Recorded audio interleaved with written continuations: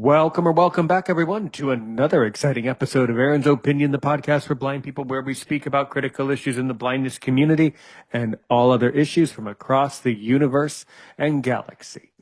All right. Today, this afternoon, this evening, this morning, whenever you're tuning into this, we are joined today by Alan. He joins us, and I understand that you've had overall a lot of life experiences. You've played a lot of music. You've done a lot of things. And apart from that, you used to have a podcast. And one of the things we're trying to do today is to inspire you at some point in the future to get back into this beautiful hobby of podcasting. So if you don't mind me asking, who is Alan Wheeler? I will certainly let you tell your whole life story. Tell me everything you want me to know, and don't tell me anything you don't want me to know. So basically, dive into the great conversation, and I'll mute my microphone and listen for a good while here. So dive in. Okay, well, I was born and raised in Sacramento, born in 1965, April 15th to be specific. And I was born with congenital cataracts, which were in both eyes. They removed the ones in the left eye when I was 2 years old, and the ones in the right eye when I was 12. This is just to give a quick summary of my blindness in general.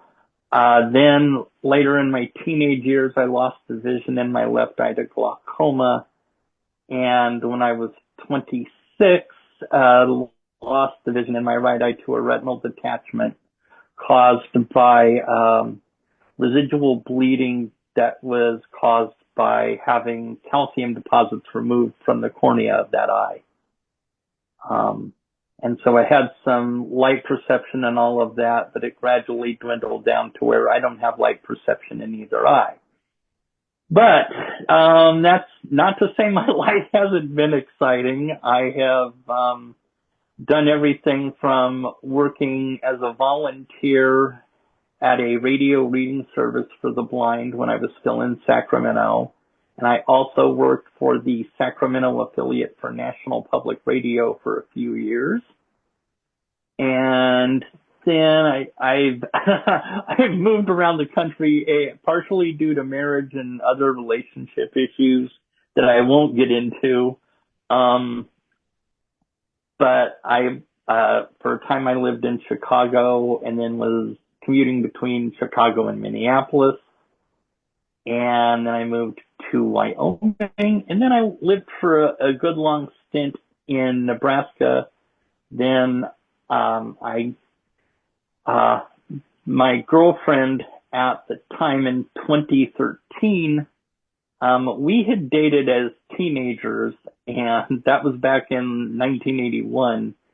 And we'd gotten back in contact after a period of almost 30 years of not talking to each other, and we reunited, so to speak, in 2010, and we were talking as friends, and then in 2013 I asked her to be my girlfriend. I was still in Nebraska, and she was living in San Francisco, and she said the one thing she didn't want was a long-distance relationship, and I said okay, and I moved to San Francisco, because at that time there really wasn't anything much left for me in Lincoln, Nebraska. So I was kind of glad to move. And then in that time that I was there in San Francisco in 2015, my absolute best friend, my friend David, who I met as a result of starting at the radio reading service, which was called Audio Vision, he and I are longtime friends. And in 2015, he said, because I was planning a visit, he said, when you get up here, I'm going to teach you to play bass guitar. And I kind of laughed because my experience with guitar was taking an acoustic guitar and holding it the wrong way. So I wasn't totally confident. Yet when I got up here and he put a bass guitar in my lap and I held it and I put my left hand on the fretboard and my right hand on the, in the area to pluck the strings, it felt natural. It just was completely something that fit me and who I am. and I've loved it ever since. I've struggled to make the progress I want to make because of confidence issues, but I'm plugging ahead, as they say. So then, in 2023, my girlfriend had become my fiance. I didn't get proposed to her in 2020, right after the Japanese tea garden had reopened after the pandemic. And so we were going to get married. We had set the date for April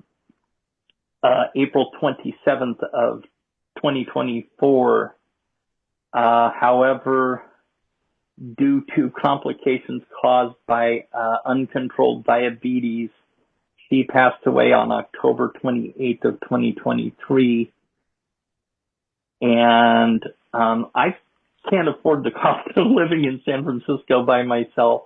And I couldn't think of anyone that I felt comfortable having to be a roommate. And I didn't want to take a chance on strangers. And so I have, like I said, my best friend David and his wife invited me to move up here to live. And I have been up here since May 29th of 2024. So that's a little bit of that.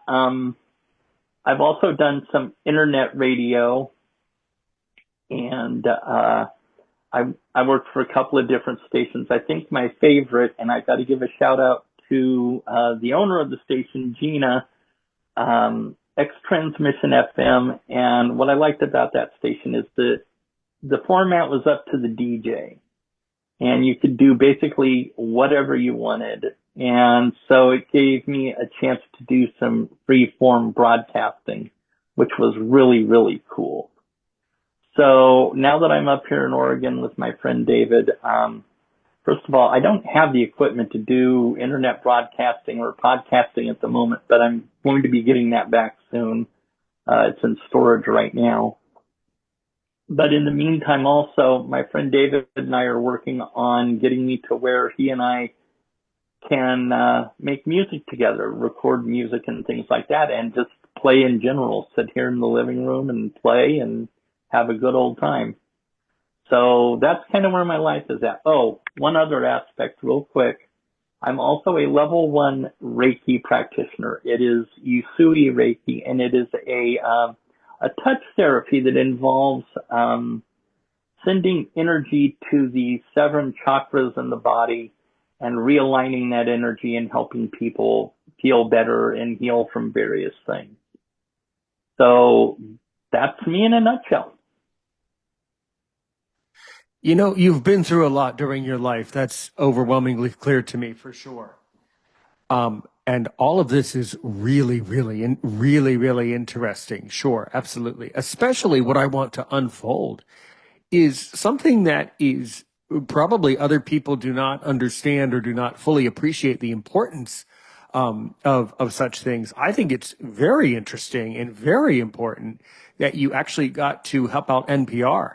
That you worked for the affiliate, the Sacramento affiliate of NPR, and you have a lot of knowledge about radio and broadcasting. That's really cool. You know, what exactly, you know, NPR does many things, thousands of things probably, and there are probably thousands of jobs that are done at affiliates. So fill us in. How do affiliates work? What did you do in that affiliate back in those days in Sacramento? And talk all about it in detail. Absolutely. Okay. With NPR affiliates, as you know, you get a mixture of local programming that is pre-recorded, national programming that is pre-recorded, and sometimes you even get live programming depending on the affiliate and what kind of music they play and things like that. The affiliate I was working for, well, there were 2 stations under the same roof. They were both local affiliates. One was the classical affiliate, which I worked for as a board operator. And I'll explain that in a moment. And there was also the jazz station, which was another affiliate of NPR. It is now known as Capital Public Radio in Sacramento. They're under that umbrella.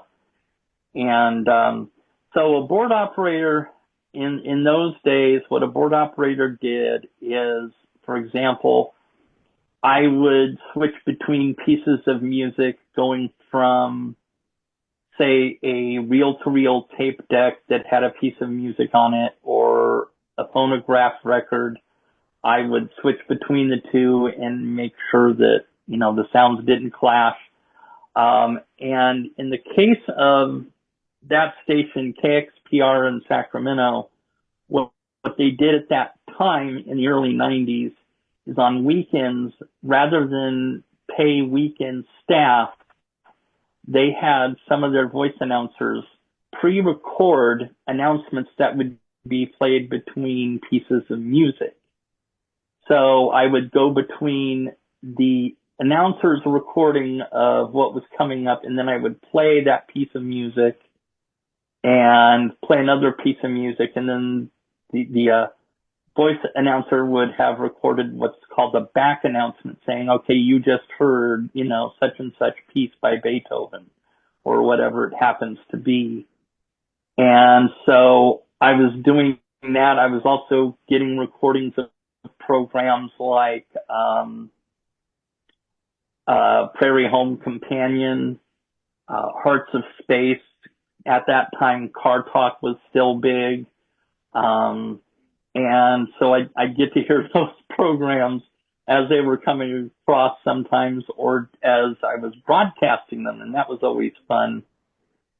And I got exposed to different kinds of music, and I got to interact with the people who worked at the jazz station. And that was an incredible experience, because even though I was blind, and technically I was newly blind because I started it right after having lost my sight, and they were completely accepting of me as a blind person. There was never any question of, oh, can he do the job? Does he need too much help with this or too much help with that? They just let me do my thing. I mean, it helps that my wife at the time was helping me with filling out paper like the logs that you take for keeping track of the transmitter, which was another one of my tasks. And so just the overall experience was something unlike I've ever been through at any other time in my life. I got exposed to some great music. I got some production credits on a couple of shows that we put together, and just had a great time. That's so important. That's so wonderful. And those classical affiliates, I remember when I lived in Maryland, I would listen to one of their classical affiliates in Maryland or DC. That's really important and special, because so much of the population doesn't have an appreciation for classical music anymore. That's great. That's a great, great product. Absolutely. There are many of those all over the country. That's so wonderful. Who's your favorite classical composer now that you did that for all those years? I have two favorites, Rachmaninoff and Schubert. Good choices. Good choices. When I was growing up, I played the flute, so I always enjoyed all the flute concertos and things like that. Yeah, absolutely. Hmm.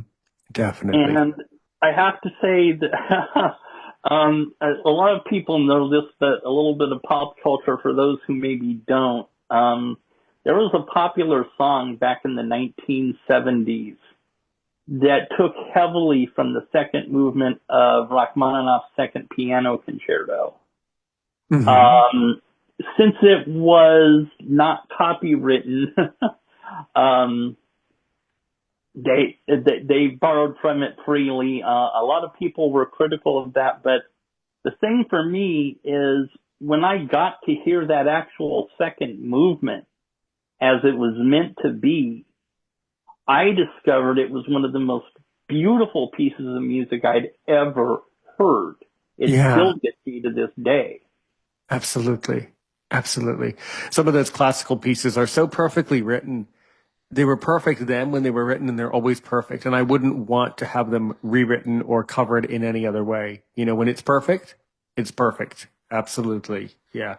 I would say that for the flute concertos. I would say that for Beethoven's Emperor Concerto. I always like to talk about that one. What's your favorite? If someone asks me, what's your favorite piano piece ever written? Beethoven's Emperor Concerto. No, hands down. That's the best one. No problems with that. Yeah. I will have Definitely. to check that out. Oh, it's incredible. It's the most magical piece of music ever written for the piano and orchestra. It's as good as it gets. Can't do better, can't do worse. It's just perfect. Yeah, well, super cool, super cool. So, were you when you were at NPR Sacramento? Were you working, nights or days or a mixture of the two? I mean, back in those days, they needed people to work all sorts of strange hours. So, A mixture of the two. I yeah. could sometimes get in there at 6 in the morning to start a shift of broadcasting at say 7.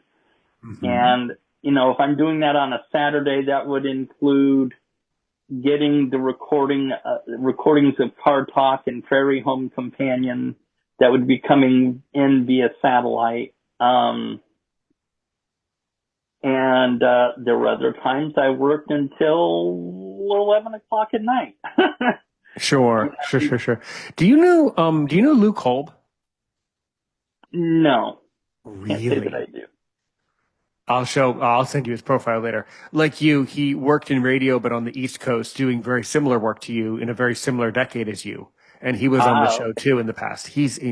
Boy, oh boy, you guys could bounce stuff off each other. You would love to talk to him. He's such a nice guy, just as you are, and so knowledgeable about the history of radio broadcasting. And oh, no, I'll definitely send you his profile. I'm shocked you don't know him actually. And I'll even send you that episode. But that's really, really good. Okay. And then how long did you end up working for NPR before you finished that contract, I guess? Well, it wasn't finishing the contract. Unfortunately, what it was, I worked there from 1991 to 1996, and I had to leave because my wife and I needed to move to Chicago. Her mom had died of a sudden, unexpected heart attack. Ooh la Uh, la. her father had MS, and her brother is high functioning autistic. Oh boy. You Very, very similar to the character in Rain Man. okay. Right. And, we went out for her mom's funeral and we were talking about details of things. And, it was actually me, ironically, who was the one who said, we just have to move here to Chicago. We can't possibly make your father move to Sacramento. He'd be resistant to that and it would be complicated. And even more complicated would be relocating her brother because he was so into his routine.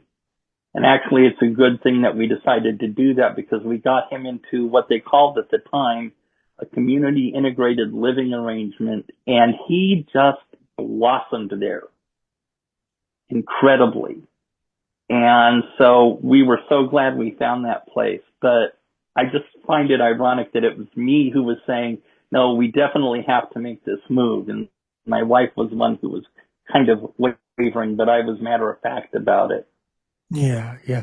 Because at some level you of course had the sadness and frustration about leaving Sacramento, but you wanted to do the right thing. You're a good person and you wanted to do what was right in that moment is what is coming to me, What right? was, yeah, what was right and what was best because Right. That's good. getting her father and her brother back to Sacramento would have been too big of a chore Yeah. on a number of levels. It's sort of a funny story, which I'm not going to get into the details of it, but one chore that I remember in our family is my father actually drove with my brother all the way to California from the East Coast. And that was a chore. So I can understand where you would realize that driving from Chicago to Sacramento would also definitely count as being a chore. Yes, Oh, well, definitely. we did the reverse actually when we packed up to actually move. we loaded up a U-Haul with help from our local friends, and we drove from Sacramento to Chicago. And was that like 3 days? How long 3 or 4 days of driving? Something like 3 days. It took a little extra time because unfortunately in Nevada, the rear axle on the U-Haul truck broke. And so we were stuck waiting for someone to tow us back to the station. We waited for like 6 hours for someone to tow us back to the U-Haul place where we got the truck and to get a replacement. And they repacked, they packed the new truck for us, but they did kind of a sloppy job, but they got it done. And by the time we were done, we decided to stay the night in a nearby town. We drove for a while, but my wife was just like, I can't drive anymore. We need to stop for the night. So we did that and continued on. I see. Yeah, that's very funny. Many people probably have that experience, when moving across the country. That's certainly not unheard of. Yeah. And speaking of classical music, it reminds me of one of the funny things about that drive. At one point we were, I think, in the Midwest somewhere or something like that, and it was raining. And speaking of classical music, we both started singing together, driving a U-Haul, driving a U-Haul, driving a U-Haul across country. Oh boy. That's cute. That's pretty cool. Sometimes when you're having these hard experiences in life, you have to be willing to laugh about it, and you have to be willing to kind of find a way to sort of suffer through it. Absolutely. Yeah, definitely. Oh, laughter and humor are one of the best things for that. I've always said that Reader's Digest had it right when they named one of their humor columns, "Laughter is the best medicine." That's true. Because it really is. It's correct. Absolutely. Yeah. So you mentioned that your wife's family member there who was on the autism spectrum. You said something kind of interesting, and I want to unfold it just a little because I'm curious, and I think listeners will sort of not really know what it is and will want to know what it is. So you said that there was a community. The person like moved into like a community environment, something like that. Community integrated living arrangement, or SILA. Okay, SILA.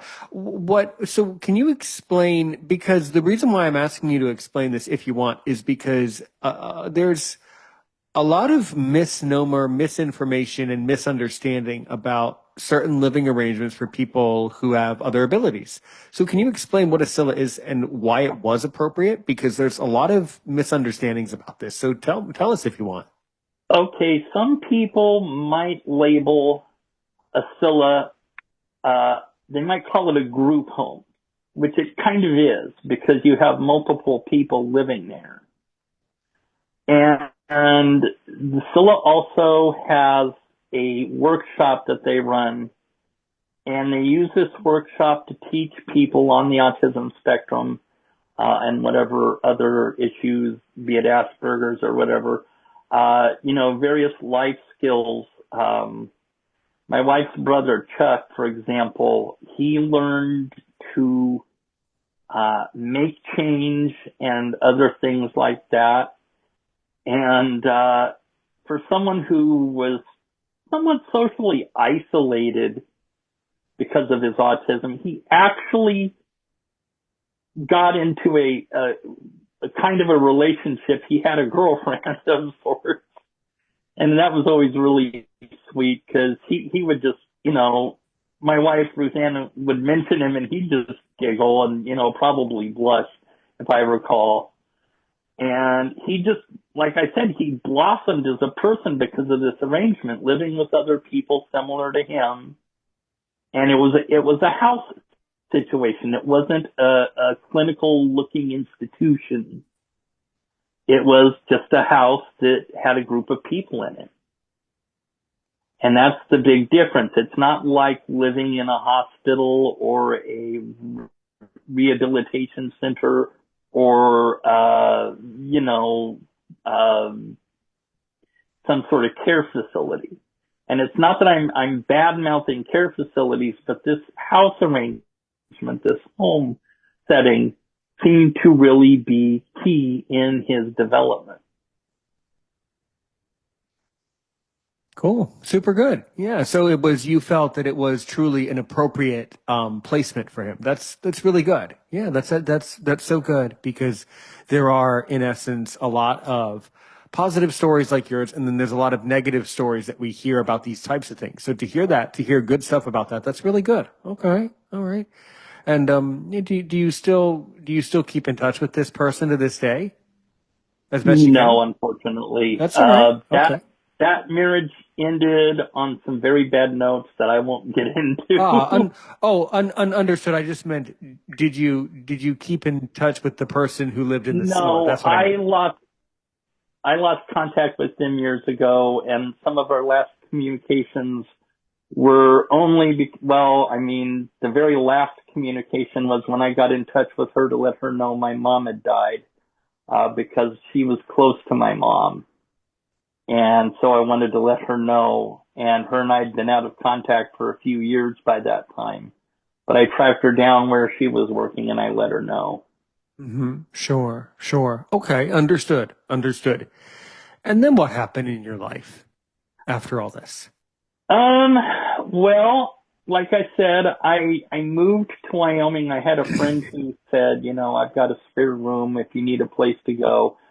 At the time, because I had left my wife the way I did, I wasn't ready to go back to being around my family and hearing, judgment about my choices and all of that.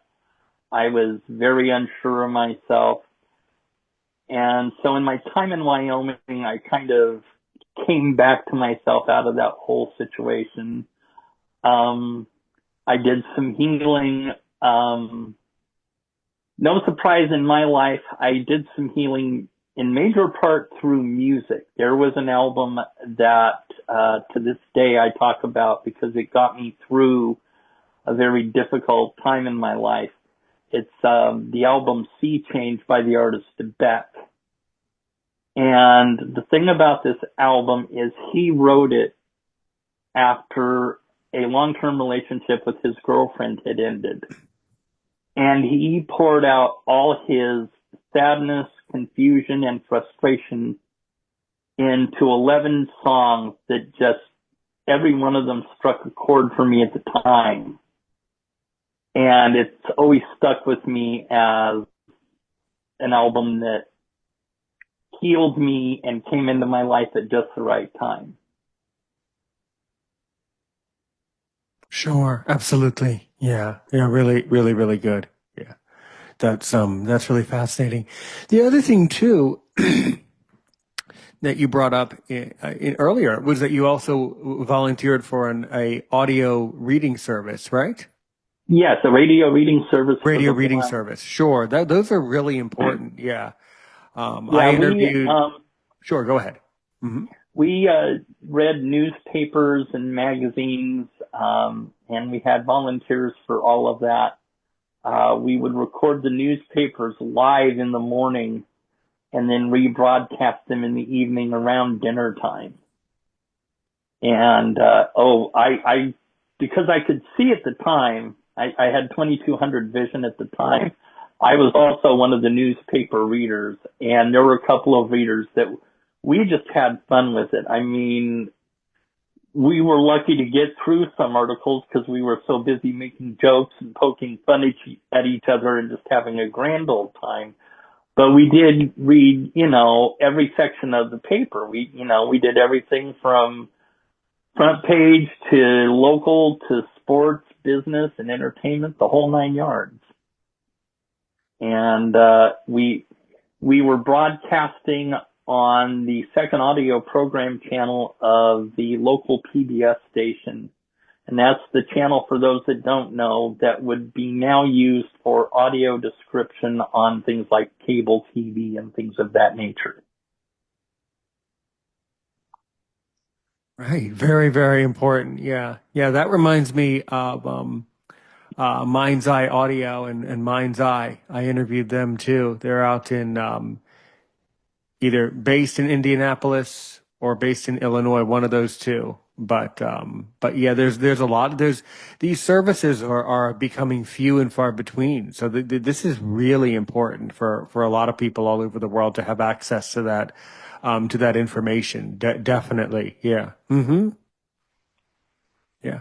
What was your favorite newspaper to read, or your favorite thing that you read for the radio reading service? Um, there at the time there were two newspapers in Sacramento. There's unfortunately only one now. The two papers were the Sacramento Bee and the Sacramento Union. I always liked the Bee better, and I always had fun reading things like Ann Landers and Dear Abby. Um, and there were a couple of columnists. Oh, we also read the San Francisco Chronicle. So we read one of their most well-known columnists, Herb Cain, and he was always fun to read. Um, so I always enjoyed stuff like that, and some of the human interest stories were cool to read too. I see. What do you mean there by human interest stories? Oh, different, about different organizations and what they were doing in the area, or, if they were highlighting a person who had some specific or significant achievements, things like that. Interesting. Interesting. Very, very good. Okay. Okay. And how long did you do this work for the radio reading service? I did that until right around the time I lost my sight in 1991, because I knew with the sight loss I needed to get through the transition. And so I immediately decided to start learning Braille and how to use a white cane. I knew right from the start I was not going to be someone who said, oh, well, golly gee, I lost my sight. My life is over. I'll just sit back in my easy chair and be content. No, that's not me. um, and so, I got that done, and it was in that time that I transitioned to working for KXPR. And part of that came about because one of the volunteers who worked at Audio Vision happened to work at KXPR. And so he knew me and knew what I was capable of. And so that's part of how I was able to get hired with KXPR. Sure. Sure. A lot of that you have to know the right people, and you knew you had a connection. Very good. Very interesting. Yeah. Yeah.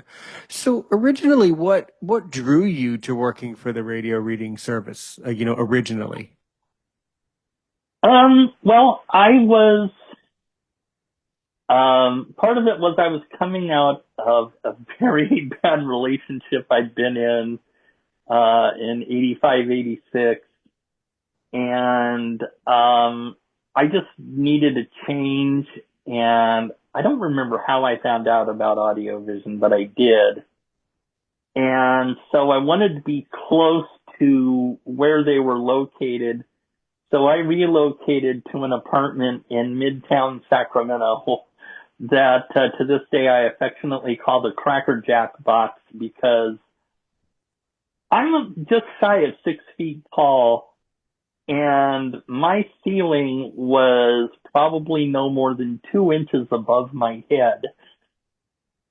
And but I loved that apartment. I was there for a few years, and I moved to a different apartment while still working for Audio Vision. And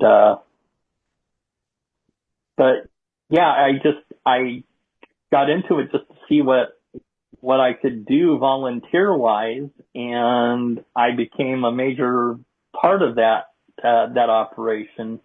I got trusted with a lot of responsibilities, and I was a big part of keeping it running. And that's not to brag, it's just how it was. Sure. Absolutely. Yeah. Yeah. Or as we say, it's not bragging if you can do it. So if you did it, you didn't Yeah, brag. There you go. Yeah, exactly. Well, that's really cool. That's really, really important how ironically, one chance to volunteer would end up having a positive influence not only on you, but on so many blind people in California. And this is now a major thing all over the country. These reading services are actually in very high demand now. So this is very, very important. Yeah, definitely. And okay, and then after all these experiences, and then what happened? So take us up to, let's see, take us up to 90. Let's go to upwards in the years up to the 90s, upper 90s. Then what did you do after you did all of these things? Okay, upper 90s. That's when I was in Chicago, and then around 2000. Well, first of all, in about 1998, I want to say, I did some adaptive technology training through the National Federation of the Blind. They had an IT training program that they did for 2 weeks. And I went through that. And one of their things that they did as a part of that was job placement. And I got a job working for the Blind Incorporated Training Center in Minneapolis. Oh yeah. And that's how I wound up commuting between Chicago and Minneapolis. I got an apartment in Minneapolis. And so every once in a while on weekends, my wife would either drive up or fly up to Minneapolis, or I would go down to Chicago, depending on things. And I was going back and forth and teaching blind adults computer skills. Okay. Well, that's really important and really fun. And what can you tell me about, blinding from the perspective of the upper 1990s? Like what was going on there then, and what was the environment then? Oh, it was a great environment. There were some great people to work for, work with, I should say, not just for, but work with. I've still got one or two people I talk to from back in those days occasionally. And I learned a lot from that experience about myself and, yeah, about working with others and things like that. And I honed my skills teaching, and I had an awesome experience doing that. It really was a personal growth time in my life in a lot of good ways. Yeah, so good, so good. So, who was your most difficult student to work with, or your funniest, or the most interesting, or the most compelling, Uh, or outlandish? I'm sure um, you've had a lot of those. the one story I always tell people, this is like my proudest moment in that job. I had one student who they had to have things constantly repeated. I mean, every day go through something that we reviewed 2 or 3 times. And it was because of the way they learned, and also the fact that they had gone through a training center closer to their home. And like she told me at one point, she said, I would go home on the bus after a lesson there, and I would forget what they taught me. She said, but you worked so hard with me that I haven't forgotten a single thing you taught me. And that was after she had graduated from the program. She was telling me this. She said, I haven't forgot a single thing you taught me. That other training center didn't do anything for me. Wow. Well, I think you're a good teacher. That shows that you're a great, great teacher then, if you had that much of an influence. Absolutely. Yeah. Well, it took a great deal of patience, That too. because like I said, I had to repeat certain concepts. And I had my little methods, my little shortcuts that I used, and I would just constantly bring those up and bring those into the lessons and say, okay, just remember, this is what I've told you. Let's go over this, and I just kept at it. Right. Right. Well, That's really important. You know, that level of patience is appreciated here at Aaron's Opinion in the podcast space, and that's really, really valuable. Yeah, yeah. I've never been to Minnesota, but I'm sure it's beautiful in the summer. I'm sure it's incredibly beautiful in the summer. It depends on where you are because it gets very humid with all the lakes there. Mm-hmm. You know, they call Minnesota the land of 1,000 lakes, and it can get very humid and hot. You know, you're in New York, so you understand about hot, humid days when it's up in the sure. 90s, the upper 90s to 100s, and the humidity is just incredible out there. Yeah, I understand. But then also in the winter, for most of the year, it's too cold to go outside, right? Yeah, there is that. Cold and snowy. Although we always joke, you know, we were glad we weren't in Duluth. Because Duluth got even colder than Minneapolis ever did. Mm-hmm. Yeah. So there was a spectrum. You would say there was definitely different climates of Minnesota, some being super cold and others being significantly more bitter and more significantly colder. Duluth was in the northmost part of the state, or is, Mm-hmm. I should say, not was. It's not like it moved. But it's in the northern part of the state, and it being closer to the Canadian border, it's just naturally colder. Right. Absolutely. Yeah. Okay. All right. Okay, that's really interesting. So how long did you stay at Blind Ink? I was there for a year and a half, but I had some disagreements with my boss that could not be resolved. So, I wound up leaving. And it was ironic because the day I left, my wife and I drove home, and we drove home the day before 9/11. Ooh, boy. Yowza. Of all the days, I guess that would have been bizarre if you had left one more day later. That would have been that would have been a trauma for sure. That would have I been don't think we would have left that day if we had waited. Actually, that's true. You wouldn't have been able to. You wouldn't have felt. It wouldn't have been appropriate to leave. I think we would have been in too much shock. As it was the wildest thing because the morning that it happened, I was talking to a friend on MSN Messenger, and they were telling me, oh gosh, a plane crashed. I don't know all of the details and all of this. And we found out more about what was going on. Right. And not long after the second plane hit, my wife woke up and I said, honey, you're not going to believe what happened. And she said, they tracked the World Trade Center. I was like, how did you know? Because she was just woke up. And within seconds after, waking up, I told her what happened. Or I asked her, I said, you won't believe what happened. And she pegged it.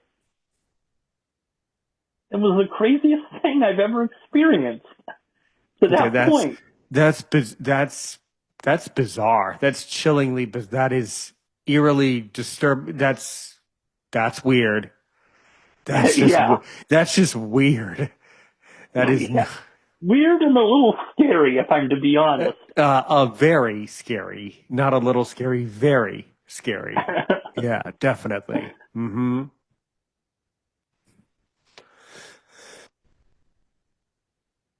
So yeah, okay. So then at that point, when you left Blind Ink, then did you go back to Chicago or where did you go? I went back to Chicago and I stayed there until I made the decision to leave my wife in 2003. I'm not trying to disparage her.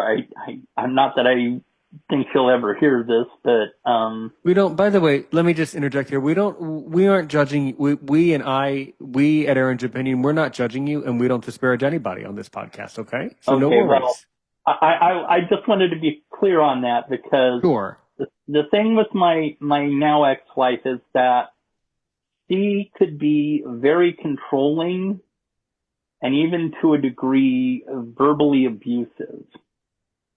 And it took me a while to acknowledge that in myself and to own that reality.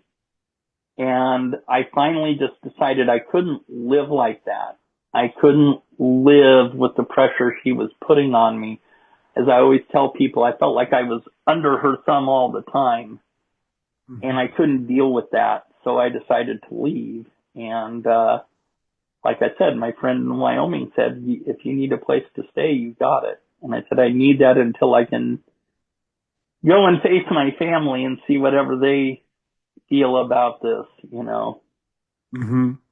Absolutely. Absolutely. Well, you know, that's life, unfortunately. Fortunately and unfortunately, this is life. You know, not every relationship we have with your friends, wives, girlfriends, family members, you know, not every relationship is perfect. And the other bizarre thing that I'm learning is that there is no perfect relationship either. That's the other subtle thing. Yeah. Mm-hmm. No, there isn't ever a perfect relationship. And the thing about relationships that I have learned over the years through the various relationships I've been in is it takes work. And not everyone is prepared to put in that work, because that work more often than not involves helping to support and uplift the other person and kind of put what you need off to the side, sort of, and, you know, focus on them. Because the thing about a good relationship, again, not perfect, but good, is that you're a team. And you help each other, you support each other, you care for each other, and you're there for each other. You're present. You give them your attention. You give them your time, whatever they need. It's not always easy depending on the person you're dealing with, but it can be done. I've done it as a caregiver for one relationship I was in. And my fiance that passed away in 2023, she dealt with clinical depression. So I helped her through that as best I could. And it's just, that's the thing about a relationship. It takes work, and it's not always easy. And you're right. No relationship is perfect, but you can make it work if you put in the effort. Very good advice. Very good advice for me as a person, me as a podcaster. Very good advice for the world. So I hope that the listener at home is just absorbed that, because that was very accurate and very appropriate advice. So thank you. Absolutely. All right. What did you do starting in 2003 to kind of, because we're kind of shaking up this timeline here. We're kind of going back and forth through the year. So what did you do starting from 2003? Yes. I spent some time, like I say, healing. It was in that 2003 to 2005 period when I was in Wyoming that I did my biggest healing. And then a friend of my friend that I was living with, they were talking about a training center for the blind in Lincoln, Nebraska that they wanted to attend. And the whole thing with my marriage and all of that, because of the dynamics of that, I had lost a lot of confidence in myself. And so the training center sounded like an ideal thing for me. And so we both decided to sign up and go to this training center in Lincoln together. And I went through the program, and then I had just started to finish it. And I actually got a job placement, of all things, for a job in Sacramento, where I grew up.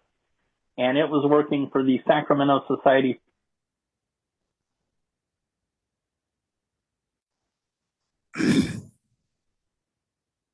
Computers to Blind Adults. Again, just because I guess of my teaching style, I ran into disagreements with the boss, and I decided it was best.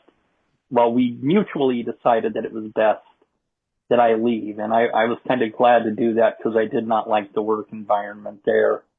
I'm sure it's changed. I'm sure it's improved, but at the time it was not healthy to me.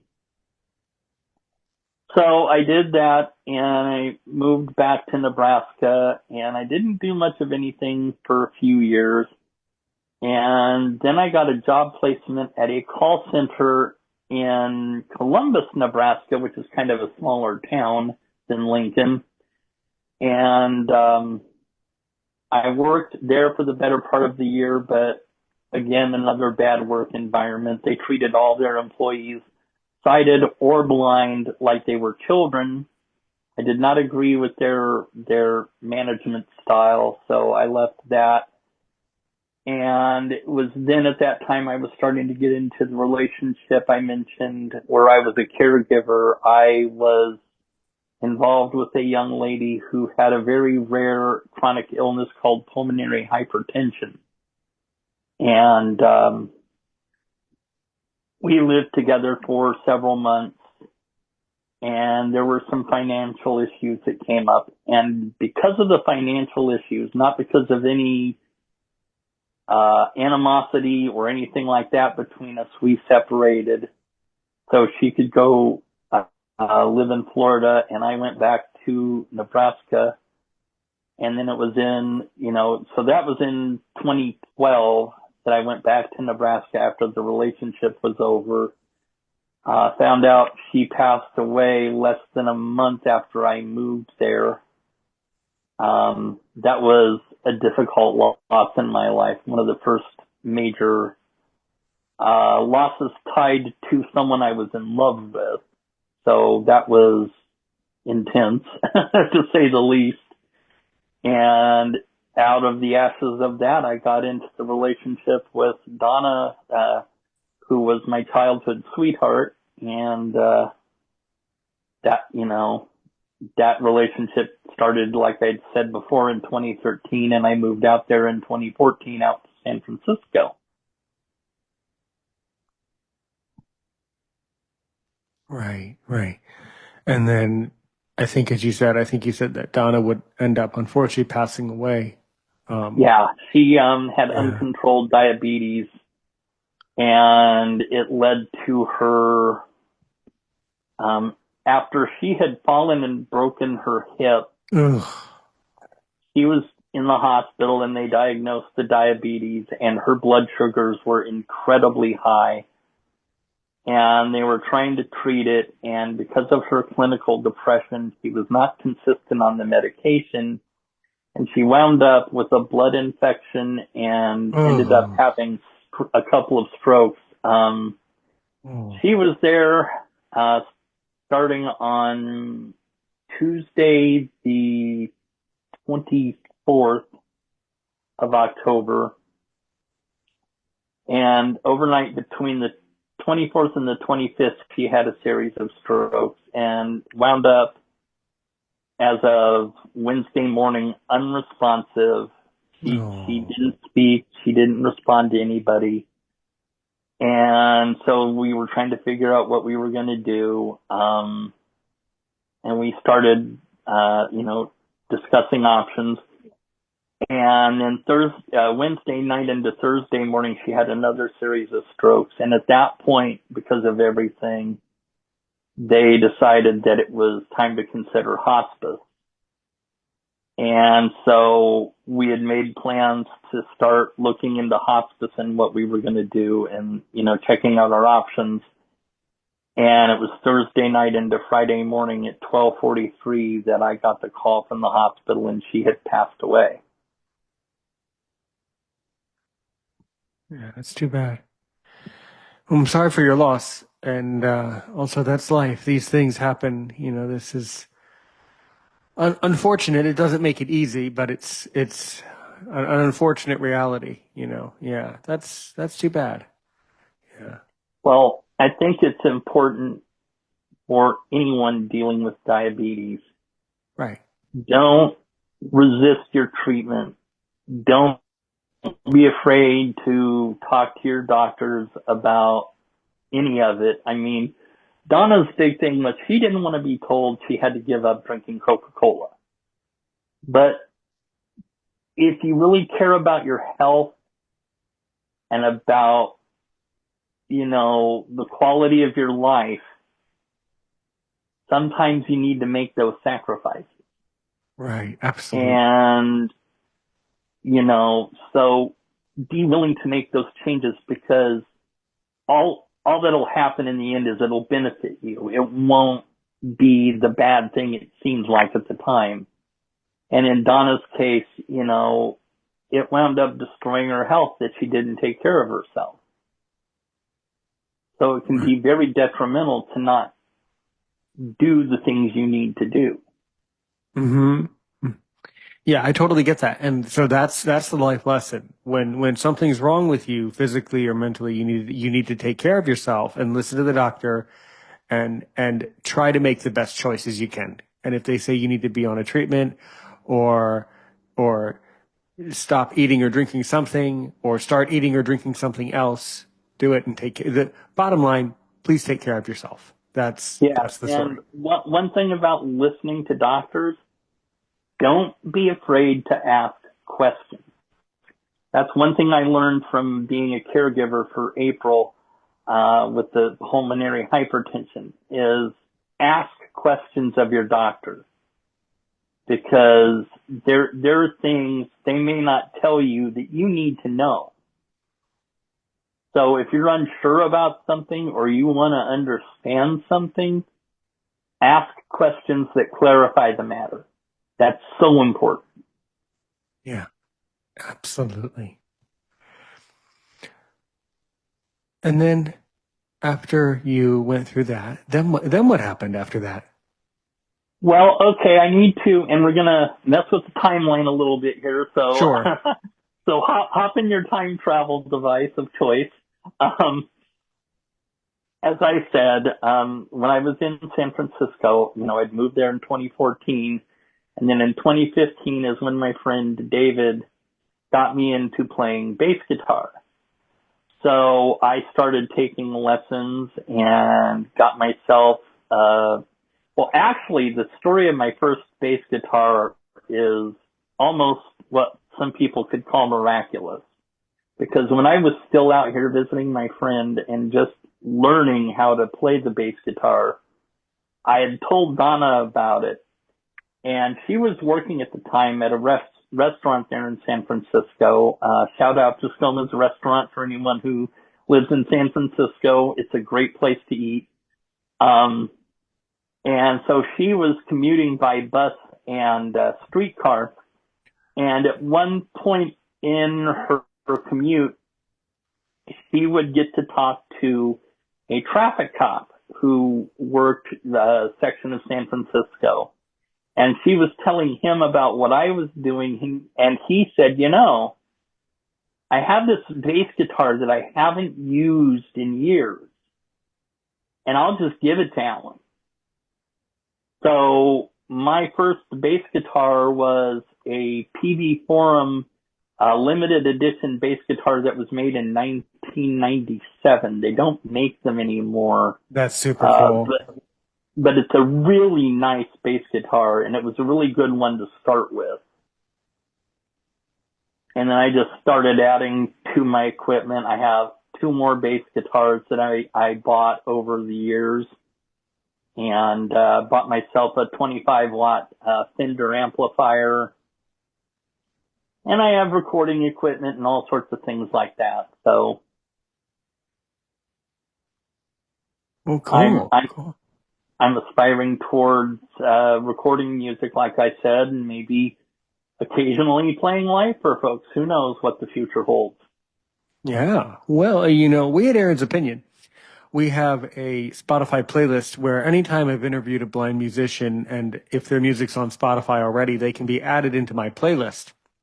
And that playlist can then be shared around. So, yeah. Do you have any music on Spotify, by the way? Unfortunately, no. I wish I did. I have some just at-home recordings I've made. I have a YouTube channel where I've done a couple of things very amateurishly.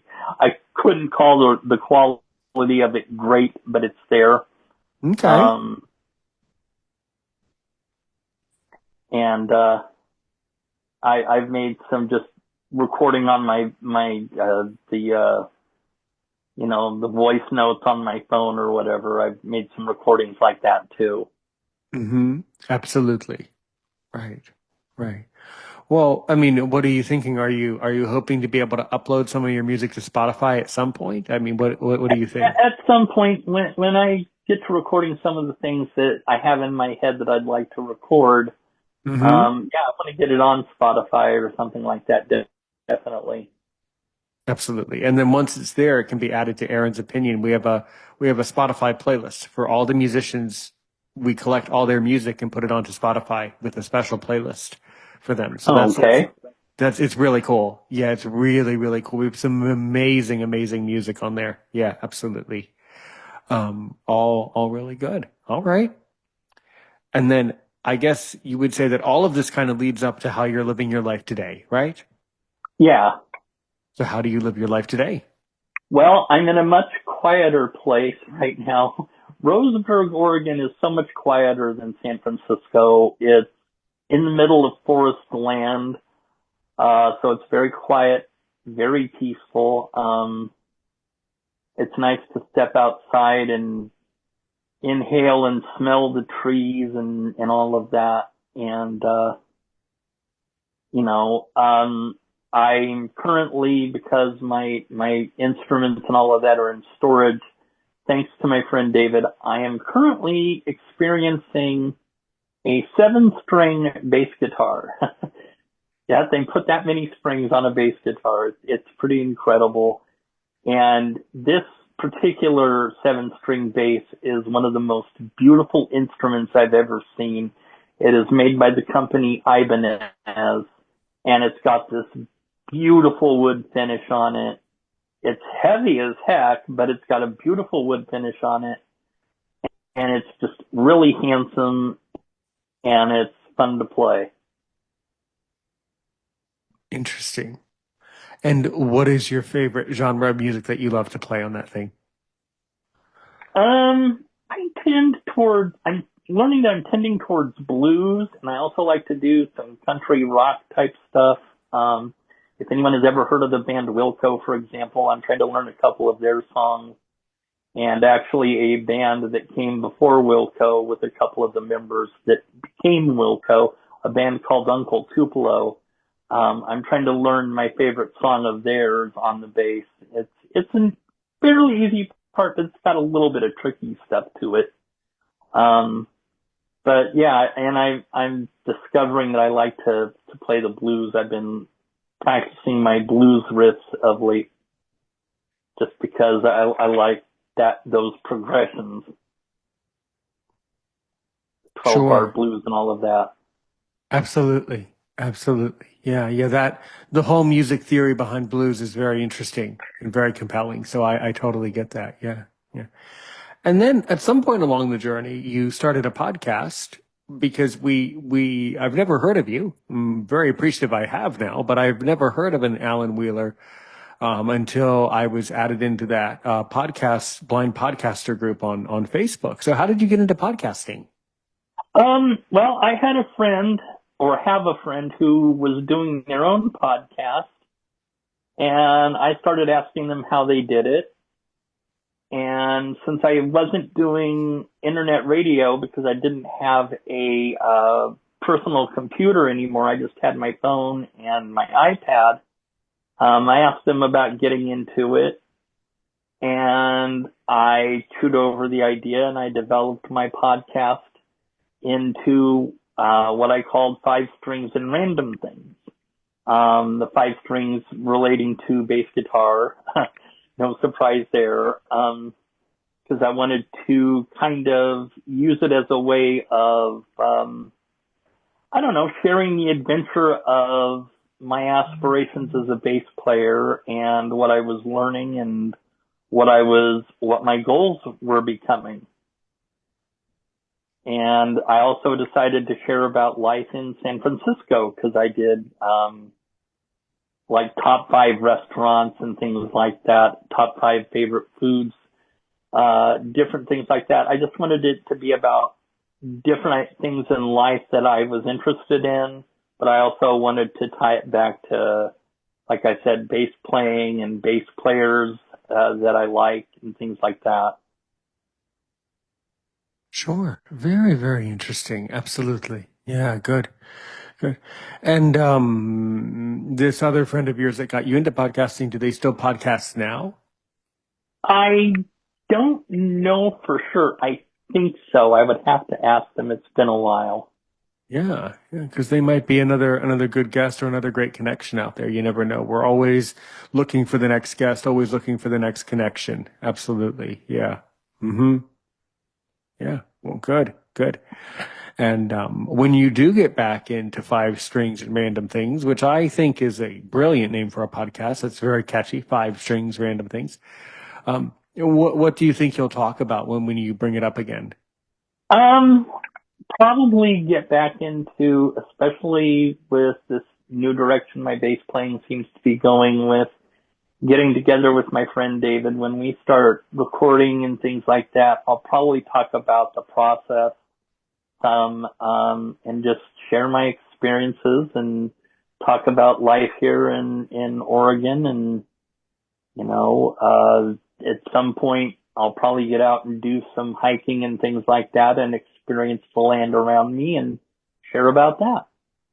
It sounds really good. Really, really nice. Cool, cool.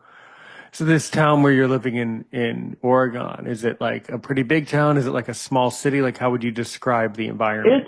It's a small town. It's not very big. It's, the community of here, there's a lumber mill that employs a good chunk of the people in the area.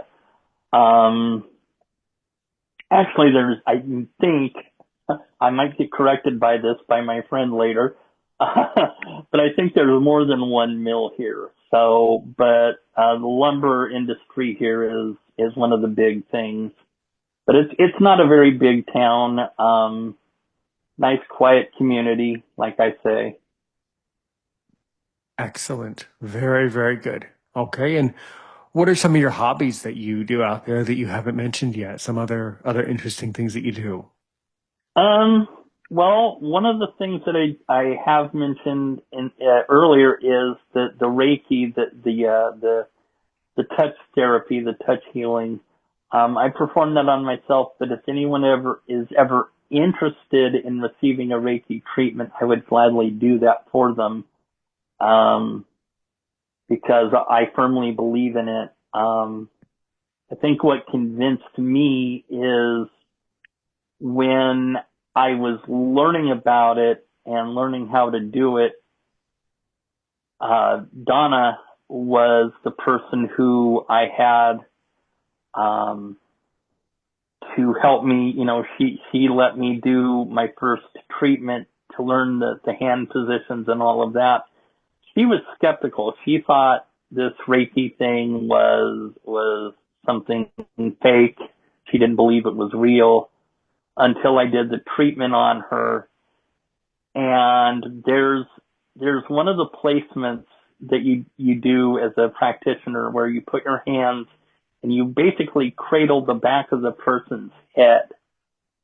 And because of that part of the body, it's supposed to induce a feeling of comfort and security and things like that. And Donna was prematurely born, and she always liked, in bed at night, she liked to cocoon herself in her blankets and things like that.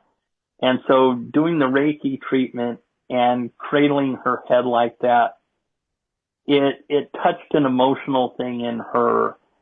And she, after that, firmly believed in what Reiki could do. And that sold me on it.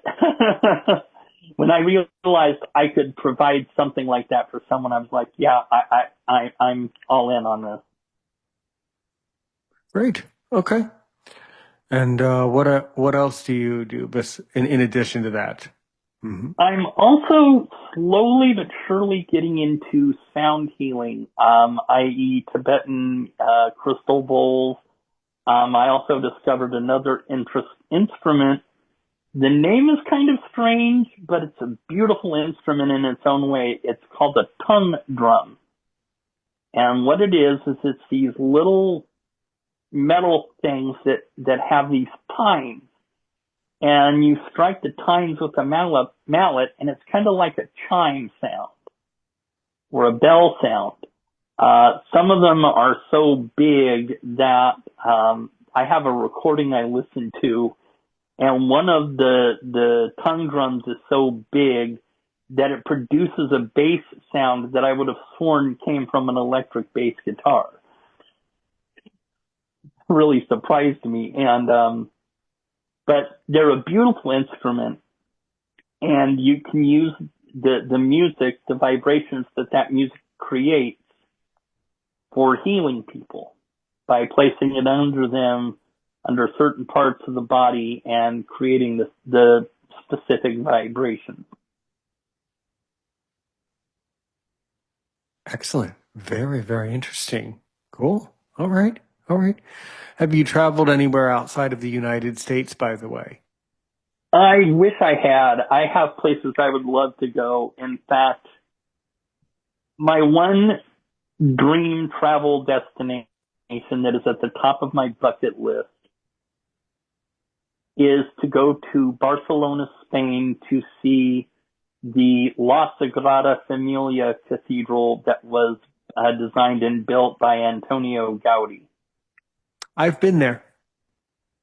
Oh, I am envious. I've been there once. It's a fascinating tour. They take you on a tour of the place. It's very tiring, by the way. It's very physical. There's a lot of it's a very interesting and a very tiring day. But I've done Sagrada Familia, yes. Because of my French background, because I'm also a French speaker. On our last trip, we took a side trip. My parents and I, we were in France, and we took a side trip to Barcelona. And from that point, we were able to go to Sagrada Familia. Yes. Mm-hmm. Yeah, definitely. Well, let me share with you and the audience then how I even found out about it. I don't know what your particular music style preference is, but I learned about it because of the Alan Parsons Project. They did an album in 1987 called Gaudi. It was a concept album about Gaudi, about the cathedral, and, you know, how it was used to shelter people, to be a sanctuary in hard times, like times of war or whatever. And just a beautiful album from beginning to end. Sure. That's very, very compelling and a very interesting thing. Yeah. Okay. What are some of your other travel aspirations? I'm part Irish, and I would love to go to Ireland. I feel, other than possibly the Cherokee blood I have in me, I think the Irish blood in me is the most dominant because I relate most to the Irish culture. So Absolutely. I'd love to go to Ireland. Yeah, very good. Very, very excellent. Yeah, I've never been to Ireland. I have been to England, and England is a lovely place too. So yeah, definitely. Yeah. Mm-hmm. Good. We do have some people in our audience. Two of them, actually, both of them are online, have online radio shows and are very knowledgeable about all of that. And I'm sure that both of them have questions for you. We have Preston, and we have somebody by the name of Latabo, or as I call him, the South Africa office of Aaron's Opinion. Both of them. Okay. So your story is not being heard only in Oregon today, but it's being heard all the way in South Africa. So why don't we open up these microphones? Why don't we give this a shot? Let's see.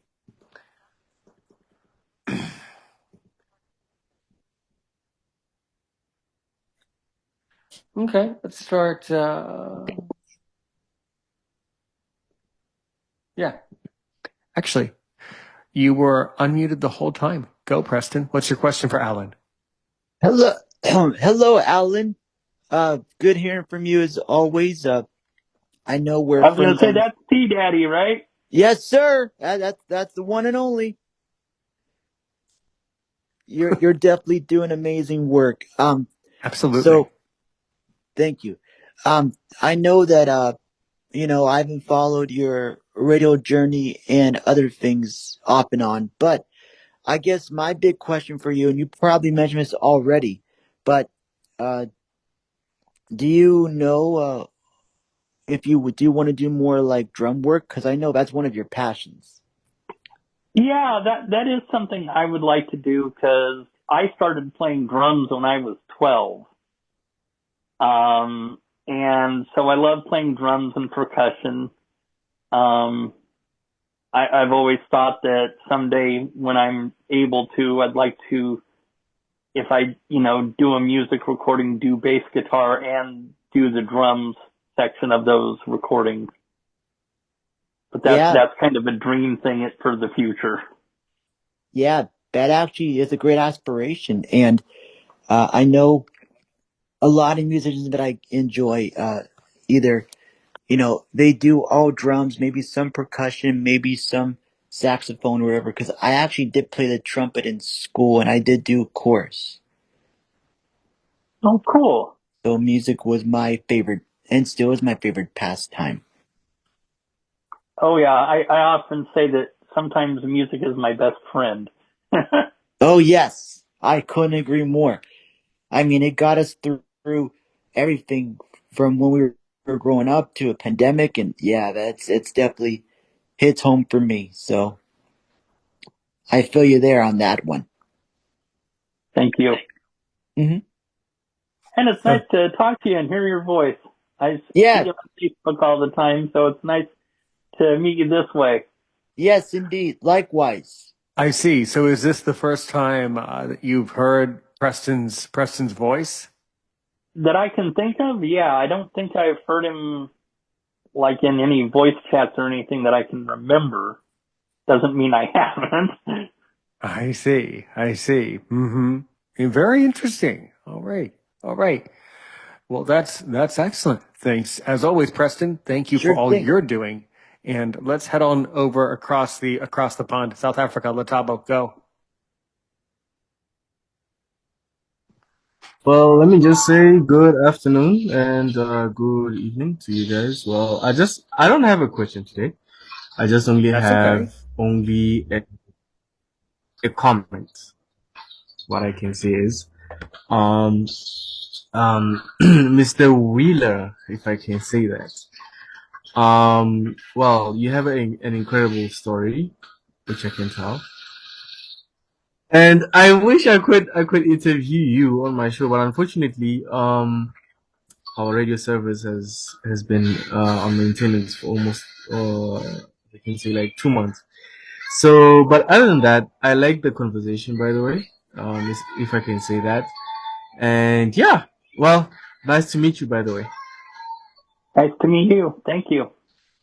You'll be hearing a lot No more problem. from the South Africa office in just a few minutes when you come on over to our private WhatsApp group, and I'll send you that info too. Absolutely.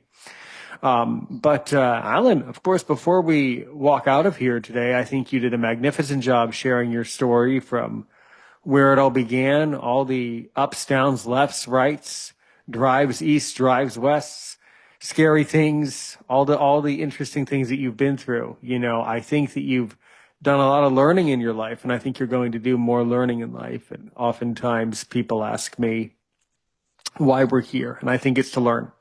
I think that's one of the missions of life is to learn things. And I think that's something that you're good at and that you've done very well at, over the years. So what are some questions, and I can sense, I can feel it coming on in my podcaster's ear, man. But what are some questions you have for me as Aaron Richmond or Aaron's opinion, Alan? What do you think?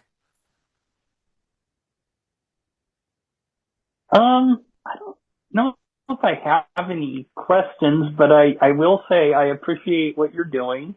Um,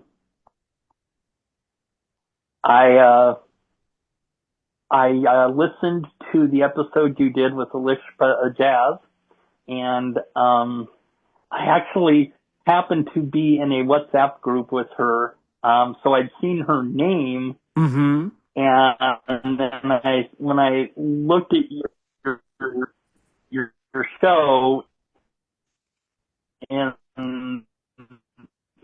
my podcast app, I saw you did a book and Instagram and things like that. So we connected there.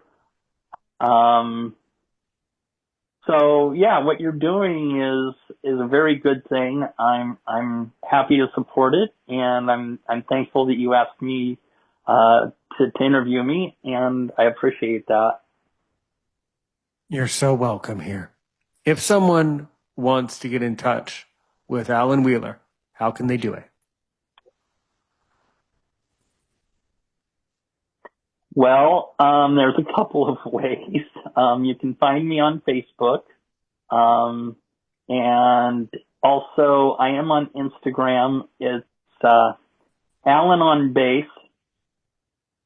And I believe that's also my YouTube channel. It's either Alan on Bass or Alan on the Bass. I have to double check the YouTube, but I know the, Instagram is Alan on Bass. Here, I tell you what. In a few minutes, I'll send you my Instagram. Please give me a follow because it's important that we get that tagged up properly on Instagram so that you can share this episode with your followers, and then they'll automatically see it. So that collaboration, Okay. collaborations are really powerful. I think I did send a request for that. Oh, you did? Well, here, I think so. I tell you have what, to double check, but I think yeah, I know what send me a DM on Instagram, and then I'll be able to notice more readily who you are. It's all a blur sometimes on Instagram. That's one of the problems. So send me a DM, and then I'll figure it out. Yeah, yeah, definitely. I understand. Yeah. Okay. Well, Alan, look, I wish you a wonderful, healthy, please have a healthy, safe, and overall have a happy and just productive and peaceful day out there in Oregon. And happy listening to not only Aaron's opinion, but your base and other podcasts around the community. And you should know that you are always welcome. So until next time, everybody, thank you to Alan for taking the time out of his afternoon to join us. Thank you to Preston for joining us. As always, Preston does incredible work for Aaron's opinion, along with Letabo, South Africa office, and hopefully in the future, Alan, all of you will do incredible, incredible stuff here around the Aaron's Opinion family. So until next time, everybody, have a wonderful rest of your day, morning, afternoon, or middle of the night, whenever you're tuning into this one. And until then, as we say, help one person today, help 1 million people tomorrow.